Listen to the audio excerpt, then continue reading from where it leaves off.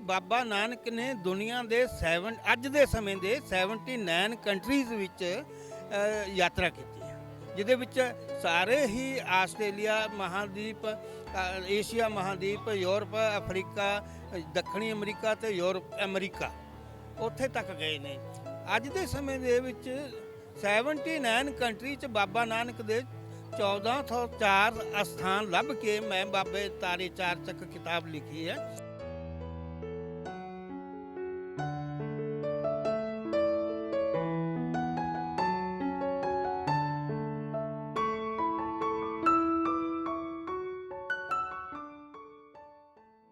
हाँ जी, की हाल चाल है जी? ਵਾਹਿਗੁਰੂ ਜੀ ਕਾ ਖਾਲਸਾ, ਵਾਹਿਗੁਰੂ ਜੀ ਕੀ ਫਤਿਹ। ਬਹੁਤ ਹਾਲ ਚਾਲ ਠੀਕ ਹੈ ਜੀ। ਅੱਛਾ ਜੀ, ਮੈਨੂੰ ਇਹ ਚੀਜ਼ ਪਤਾ ਲੱਗੀ ਹੈ ਕਿ ਤੁਸੀਂ ਬਾਬੇ ਉਹਨਾਂ ਦੀ ਜ਼ਿੰਦਗੀ ਦੇ ਉੱਤੇ, ਉਹਨਾਂ ਦੀ ਲਾਈਫ ਦੇ ਉੱਤੇ ਕਿਤਾਬ ਲਿਖੀ ਹੈਗੀ ਹੈ। ਸਭ ਤੋਂ ਪਹਿਲਾਂ ਮੈਨੂੰ ਤੁਸੀਂ ਇਹ ਦੱਸੋ ਕਿ ਉਸ ਕਿਤਾਬ ਦਾ ਨਾਮ ਕੀ ਹੈ ਤੇ ਤੁਹਾਡਾ ਨਾਮ ਕੀ ਹੈ? ਮੇਰਾ ਨਾਮ ਜਗਦੀਸ਼ ਸਿੰਘ ਢਿੱਲੋਂ ਹੈ ਤੇ ਮੈਂ ਮੋਹਾਲੀ ਤੋਂ ਆਇਆ ਹਾਂ ਤੇ ਉਸ ਕਿਤਾਬ ਦਾ ਨਾਮ ਹੈ ਬਾਬੇ ਤਾਰੇ ਚਾਰ ਚੱਕ। ਤੇ ਕਿਤਾਬ ਦੇ ਵਿੱਚ ਸਾਡੇ ਜਿਹੜੇ ਲੋਕ ਵੇਖਦੇ ਪਏ ਨੇ, ਵਿਊਵਰ ਦੇਖਦੇ ਪਏ ਨੇ, ਪਾਕਿਸਤਾਨ, ਹਿੰਦੁਸਤਾਨ, ਪੂਰੀ ਦੁਨੀਆ ਦੇ ਜਿੰਨੇ ਵਿਊਵਰ ਦੇਖਦੇ ਪਏ ਨੇ, ਉਹਨਾਂ ਨੂੰ ਥੋੜਾ ਜਿਹਾ ਸਮਝਾਓ ਕਿ ਇਸ ਕਿਤਾਬ ਦੇ ਵਿੱਚ ਤੁਸੀਂ ਕੀ ਦੱਸਣ ਦੀ ਕੋਸ਼ਿਸ਼ ਕੀਤੀ। ਮੈਂ ਇਹ ਕਿਤਾਬ ਵਿੱਚ ਲਿਖਿਆ ਹੈ ਕਿ ਬਾਬਾ ਨਾਨਕ ਨੇ ਦੁਨੀਆ ਦੇ ਅੱਜ ਦੇ ਸਮੇਂ ਦੇ 79 ਕੰਟਰੀਜ਼ ਵਿੱਚ ਯਾਤਰਾ ਕੀਤੀ ਹੈ, ਜਿਹਦੇ ਵਿੱਚ ਸਾਰੇ ਹੀ ਆਸਟ੍ਰੇਲੀਆ ਮਹਾਦੀਪ, ਏਸ਼ੀਆ ਮਹਾਦੀਪ, ਯੂਰਪ, ਅਫਰੀਕਾ, ਦੱਖਣੀ ਅਮਰੀਕਾ ਤੇ ਅਮਰੀਕਾ ਉੱਥੇ ਤੱਕ ਗਏ ਨੇ।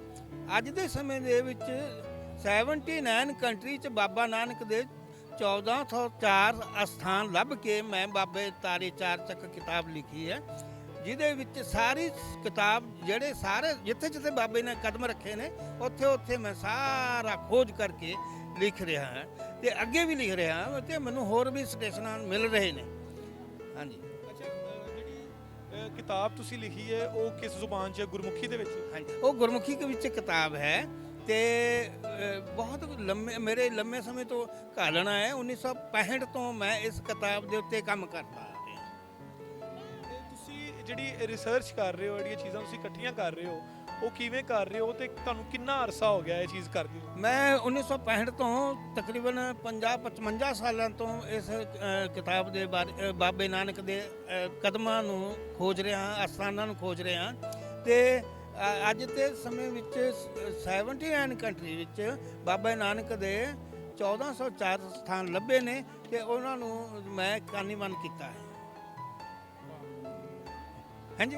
ਇਹ ਤੁਸੀਂ ਜਿਹੜੀ ਕਿਤਾਬ ਜਿਹੜੀ ਹੈਗੀ ਹੈ ਇਹ ਕਦੋਂ ਮੰਜ਼ਰ ਆਮ ਤੇ ਆਏਗੀ, ਕਦੋਂ ਸਾਨੂੰ ਪੜ੍ਹਨ ਨੂੰ ਜਾਂ ਵੇਖਣ ਨੂੰ ਮਿਲੇਗੀ? ਇਹ ਕਿਤਾਬ ਛਪ ਚੁੱਕੀ ਹੈ ਜੀ, ਮੇਰੇ ਕੋਲ ਹੈਗੀ ਤੇ ਮੈਂ ਇੱਥੇ ਗੁਰਦੁਆਰਾ ਸਾਹਿਬ ਵਿੱਚ ਵੀ 21 ਕਿਤਾਬਾਂ ਦੀ ਪੇਟੀ ਭੇਟ ਕੀਤੀ ਹੈ ਕੱਲ, ਤੇ ਇੱਕ ਪੇਟੀ ਮੈਂ ਗੁਰਦੁਆਰਾ ਪੰਜਾ ਸਾਹਿਬ ਵੀ ਲੈ ਕੇ ਜਾਣੀ ਹੈ, ਕੱਲ ਨੂੰ ਉੱਥੇ ਵੀ ਭੇਟ ਕਰਨੀ ਹੈ।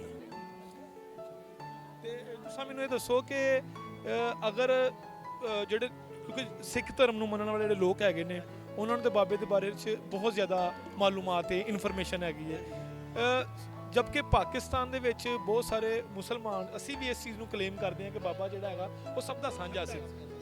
ਤੇ ਵਿਸਾਖੀ ਦੇ ਬਾਰੇ 'ਚ ਥੋੜੀ ਸਾਨੂੰ ਇਨਫੋਰਮੇਸ਼ਨ ਦਿਵੋ ਕਿ ਵਿਸਾਖੀ ਦੇ ਬਾਰੇ 'ਚ ਇਹ ਰਵਾਇਤ ਕਿੱਥੋਂ ਚੱਲੀ, ਕਿਵੇਂ ਚੱਲੀ ਤੇ ਇਹਨੂੰ ਕਿਉਂ ਸੈਲੀਬ੍ਰੇਟ ਕੀਤਾ ਜਾਂਦਾ, ਸਪੈਸ਼ਲੀ ਇਹ ਨਨਕਾਣਾ ਸਾਹਿਬ ਦੇ ਵਿੱਚ।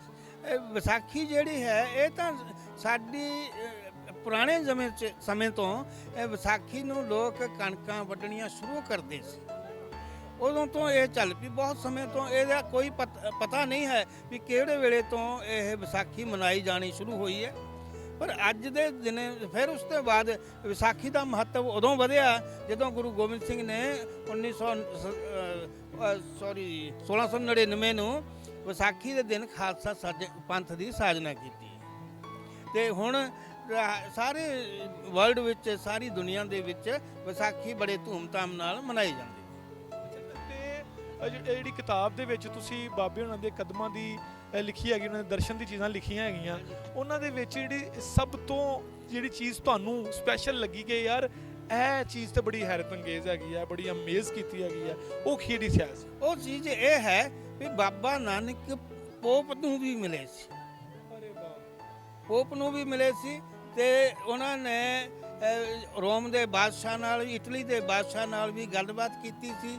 ਤੇ ਸਭ ਤੋਂ ਵੱਡੀ ਗੱਲ ਇਹ ਹੈ ਵੀ ਬਾਬਾ ਨਾਨਕ ਨੇ ਉਸ ਸਮੇਂ ਦੇ ਵਿੱਚ ਗੁਲਾਮੀ ਦੇ ਵਿਰੁੱਧ ਆਵਾਜ਼ ਉਠਾਈ ਸੀ, ਬੜੀ ਜ਼ੋਰਦਾਰ ਆਵਾਜ਼ ਉਠਾਈ ਸੀ।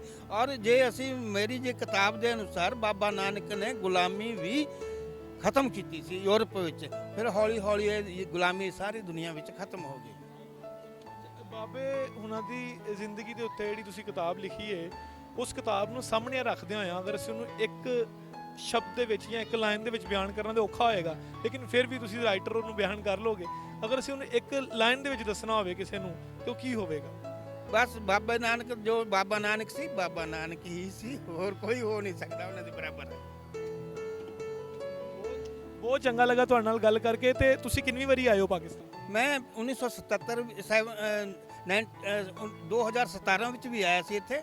ਤੇ ਉਹਦੇ ਵਿੱਚ ਵਿਸ਼ੇਸ਼ ਗੱਲ ਇਹ ਸੀ ਕਿ ਮੈਂ ਅਟਾਰੀ ਤੋਂ ਵਾਘਾ ਤੱਕ ਪੂਰੀ ਟ੍ਰੇਨ ਜਿਹੜੀ 13 ਡੱਬਿਆਂ ਦੀ ਸੀ, ਮੈਂ ਇਕੱਲਾ ਮੁਸਾਫਰ ਸੀ।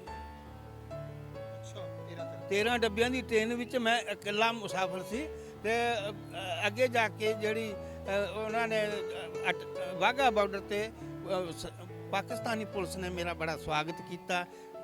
ਤੇ 3 ਨਵੰਬਰ 2017 ਨੂੰ ਇਹ ਪੰਜਾਬ ਦੇ ਅਜੀਤ ਅਖਬਾਰ ਵਿੱਚ ਵੀ ਛਪਿਆ ਸੀ।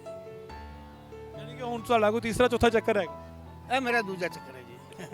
ਹਾਂਜੀ। ਤੇ ਕਿਵੇਂ ਦਾ ਲੱਗ ਰਿਹਾ ਇੱਥੇ ਦਾ? ਬਹੁਤ ਵਧੀਆ ਲੱਗ ਰਿਹਾ। ਉਸ ਵੇਲੇ ਮੈਨੂੰ ਥੋੜਾ ਜਿਹਾ ਘਾਟ ਮਹਿਸੂਸ ਹੋ ਰਹੀ ਸੀ ਵੀ ਮੈਂ ਇਕੱਲਾ ਸੀ। ਤੇ ਇਸ ਵਾਰ ਮੈਂ ਆਪਣੇ ਨਾਲ ਇੱਕ ਸਾਥੀ ਨੂੰ ਲੈ ਕੇ ਆਇਆ। ਸਾਥੀ ਕੌਣ? ਦੋਸਤ? ਰਿਸ਼ਤੇਦਾਰ ਹੈ ਮੇਰਾ, ਮੇਰੇ ਸਾਲੇ ਦਾ ਜਵਾਈ ਹੈ। ਤੇ ਮੈਂ ਇਹਨੂੰ ਨਾਲ ਲੈ ਕੇ ਆਇਆ ਕਿਉਂਕਿ ਮੇਰੀ ਉਮਰ ਜਿਹੜੀ ਹੈ ਨਾ 80 ਦੇ ਕਰੀਬ ਹੋ ਚੁੱਕੀ ਹੈ। ਤੇ ਇਸ ਲਈ ਮੈਂ ਆਪਣੇ ਉਹਦੇ ਸਹਾਇਤਾ ਵਾਸਤੇ ਇਹਨਾਂ ਨੂੰ ਲੈ ਕੇ ਆਇਆ। ਅੱਛਾ, ਅਗਰ ਤੁਹਾਡੀ 80 ਦੇ ਕਰੀਬ ਉਮਰ ਹੈ, ਵੈਸੇ ਲੱਗ ਨਹੀਂ ਰਹੀ, ਤੇ ਤੁਸੀਂ ਨਹੀਂ ਲੱਗਦੀ, ਤੇ ਫਿਰ ਤਾਂ ਤੁਸੀਂ ਵੰਡ ਵੀ ਵੇਖੀ ਹੋਏਗੀ, ਥੋੜੀ ਬਹੁਤ ਯਾਦ ਹੋਏਗੀ ਤਾਂ? ਨਹੀਂ 1944 ਦਾ 1944 ਦਾ ਬਰਥ ਹੈ ਮੇਰਾ। ਉਸ ਟਾਈਮ ਮੈਨੂੰ ਸੋਝੀ ਨਹੀਂ ਸੀ। ਤੇ ਇੱਥੇ ਪਾਕਿਸਤਾਨ 'ਚ ਕੋਈ ਤੁਹਾਡਾ ਪਿੰਡ ਹੈਗਾ ਆਪਣਾ? ਨਹੀਂ ਅਸੀਂ ਤਾਂ ਉਧਰ ਦੇ ਹੀ ਹਾਂ। ਚੰਡੀਗੜ੍ਹ ਦੇ ਲਾਗੇ ਸਾਡਾ ਪਿੰਡ ਹੈ ਤੇ ਅਸੀਂ ਉਧਰ ਦੇ ਹੀ ਹਾਂ, ਇੱਧਰ ਨਹੀਂ ਮੇਰੇ ਕੋਈ। ਹਾਂ, ਮੇਰੀ ਵਾਈਫ ਸੀ ਜਿਹੜੀ ਉਹ ਚੱਕ ਨੰਬਰ 38 ਜੜ੍ਹਾਂ ਵਾਲਾ ਵਿੱਚ ਪੈਦਾ ਹੋਈ ਸੀ ਤੇ 1947 ਵਿੱਚ ਉਹ ਇੰਡੀਆ ਚਲੀ ਗਈ ਸੀ। ਇੱਥੋਂ ਤਕਰੀਬਨ 10 ਤੋਂ 12 ਕਿਲੋਮੀਟਰ ਦੂਰ ਹੈਗਾ ਉਹ ਪਿੰਡ। ਮੈਨੂੰ ਨਹੀਂ ਪਤਾ ਇਸੇ ਬਾਰੇ। ਇੱਥੋਂ ਬਿਲਕੁਲ ਕਰੀਬ ਹੈਗਾ ਹੈ, ਕਿਉਂਕਿ ਬਿਲਕੁਲ ਕਰੀਬ। ਹਾਂਜੀ, ਕਰੀਬ ਹੀ ਹੈਗਾ ਜੀ। ਮੈਨੂੰ ਨਹੀਂ ਇਸ ਬਾਰੇ ਨੌਲੇਜ ਹੈ, ਮੈਂ ਇਸ ਬਾਰੇ ਕੁਝ ਟਿੱਪਣੀ ਨਹੀਂ ਕਰ ਸਕਦਾ। ਜਦੋਂ ਤੁਸੀਂ 17 ਤੋਂ ਬਾਅਦ ਪਾਕਿਸਤਾਨ ਹੁਣ ਆਏ ਹੋ 6 ਸਾਲ ਬਾਅਦ, ਤੇ ਚੂੰਕਿ ਤੁਸੀਂ ਜਿਹੜੇ ਰਾਈਟਰ ਹੁੰਦੇ ਨੇ, ਜਿਹੜੇ ਲਿਖਣ ਵਾਲੇ, ਜਿਹੜੇ ਸਾਫੀ ਹੁੰਦੇ ਨੇ, ਜਾਂ ਕੋਈ ਵੀ ਇਸ ਫੀਲਡ ਦਾ ਬੰਦਾ ਹੁੰਦਾ, ਉਹਨੂੰ ਓਪੀਨੀਅਨ ਲੀਡਰ ਮੰਨਿਆ ਜਾਂਦਾ, ਉਹਦੀ ਗੱਲ ਨੂੰ ਬੜਾ ਆਥੈਂਟਿਕ ਮੰਨਿਆ ਜਾਂਦਾ। ਤੁਸੀਂ ਜਾ ਕੇ ਕੀ ਪੈਗਾਮ ਦੋਗੇ, ਕੀ ਮੈਸੇਜ ਦੋਗੇ ਹਿੰਦੁਸਤਾਨ ਦੇ ਵਿੱਚ ਤੇ ਪਾਕਿਸਤਾਨ ਦੇ ਬਾਰੇ ਦੇ ਵਿੱਚ? ਪਾਕਿਸਤਾਨ ਦੇ ਬਾਰੇ ਵਿੱਚ ਜੋ ਮੈਂ ਕਹਿਣਾ ਚਾਹੁੰਦਾ ਬਸ ਉਹ ਬਿਆਨ ਨਹੀਂ ਕੀਤਾ ਸਕਦਾ।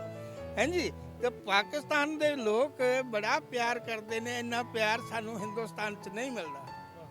ਹਾਂਜੀ, ਤੇ ਜੋ ਇਹ ਸਾਨੂੰ ਛਕਾਉਂਦੇ ਨੇ ਅਸੀਂ ਛਕ ਲੈਂਦੇ ਆ। ਬਸ ਜੋ ਇਹਨਾਂ ਦਾ ਪਿਆਰ ਹੈ ਉਹਦੇ ਬਰਾਬਰ ਦੀ ਕੋਈ ਚੀਜ਼ ਨਹੀਂ ਹੈ। ਬਹੁਤ ਵਧੀਆ ਲੱਗਾ ਜੀ ਤੁਹਾਡੇ ਨਾਲ ਗੱਲ ਕਰਕੇ।